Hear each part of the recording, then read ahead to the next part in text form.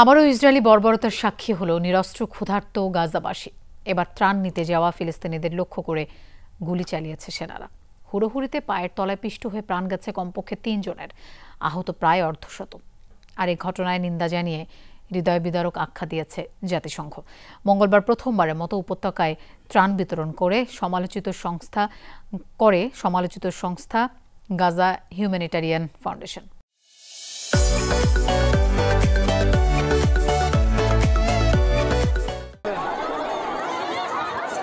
টানা ১১ সপ্তাহ ত্রাণবিহীন থাকার পরের দৃশ্য এটি। সেই ত্রাণ পেতেই যেন যুদ্ধবিধ্বস্ত গাজায় আরেক যুদ্ধে নেমেছে ফিলিস্তিনিরা।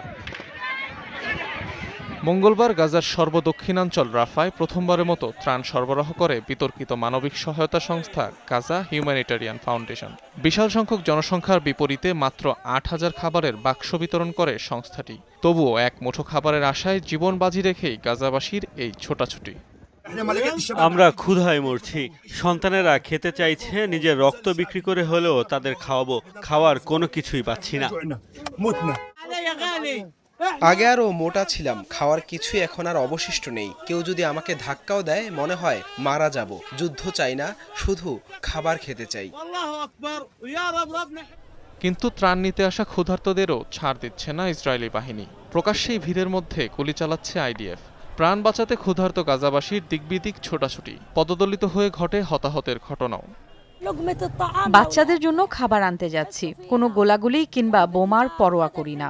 সন্তানের ক্ষুধা মেটাতে যা করা লাগে তাই করব। কিছুই নিতে পারিনি, তারা গুলি চালিয়েছে, এরপর পালিয়ে গেছি, কোনো নির্দেশনাও দেয়নি।